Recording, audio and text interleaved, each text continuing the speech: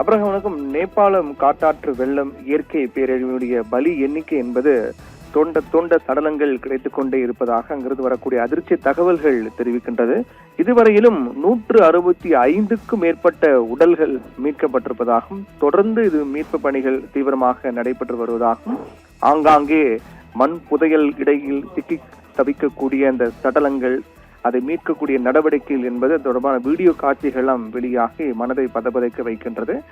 அதைத் தொடர்ந்து நேபாள அரசு அதிகாரப்பூர்வமாக மாயமானவர்கள் எண்ணிக்கை வெளியிட்டிருக்கிறார்கள்.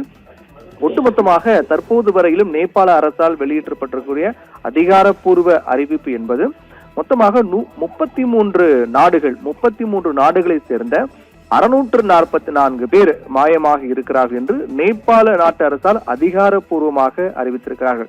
இதைவிட அதிகமாக இருப்பார்களே தவிர குறைவதற்கான வாய்ப்பு இல்லை. 33 நாடுகளை சேர்ந்த 644 பேர் இதுவரை மாயமாக இருப்பதாக நேபாள அரசு தெரிவித்திருக்கிறது. அதில் அதிகபட்சமாக மாயமானவர்கள் எண்ணிக்கை நம்முடைய இந்தியாவில் இருந்து சென்றவர்கள் தான். இந்தியாவை சேர்ந்தவர்கள் மட்டுமே 178 பேர் தற்போது வரை மாயமாக இருப்பதாகவும் அவர்களை மீட்கும் நடவடிக்கை தீவிரமாக நடைபெற்று வருவதாகவும் சொல்லப்படுகிறது.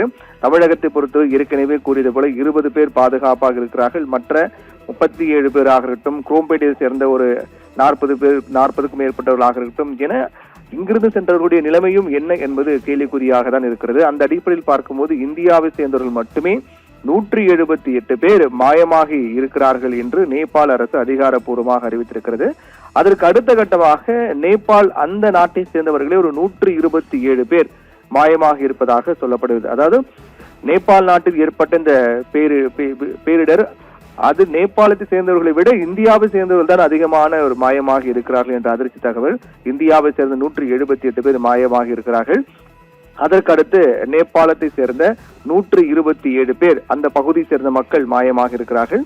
அதற்கு அடுத்த கட்டமாக மற்ற எண்ணிக்கை என்பது 100க்குள்ளாக தான் அடங்கியிருக்கிறது. இது அதிகபட்சமாக இந்தியாவை சேர்ந்தவர்கள் தான் 178 பேர், ஆஸ்திரேலியாவை சேர்ந்த 35 பேர் மாயமாக இருக்கிறார்கள், கனடாவை சேர்ந்த 25 பேர் மாயமாக இருக்கிறார்கள், மலேசியாவை சேர்ந்த 51 பேர் மாயமாக இருக்கிறார்கள், உக்ரைனை சேர்ந்த 53 பேர் மாயமாக இருக்கிறார்கள், அமெரிக்காவை சேர்ந்த 65 பேர் மாயமாக இருக்கிறார்கள். மற்ற நாடுகளுடைய எண்ணிக்கை என்பது சிங்கிள் டிஜிட் என்று சொல்லப்படக்கூடிய ஒற்றை இலக்கத்தில் தான் இருக்கின்றது. இந்த எண்ணிக்கை என்பது ஒரு அதிர்ச்சி அளிக்கக்கூடிய எண்ணிக்கையாக தான் இருக்கின்றது. ஏனென்றால் மாயமானவர்கள் எண்ணிக்கை பொறுத்தவரையில் ஒட்டுமொத்தமாக அங்கிருந்து வரக்கூடிய தகவல்களை வைத்து பார்க்கும்போது இந்த பேரிடர் காட்டாற்று வெள்ளம் இயற்கை கோர தாண்டம் என்பது ஒட்டுமொத்தமாக மிகப்பெரிய ஒரு பாதிப்பை ஏற்படுத்தி இருக்கிறது.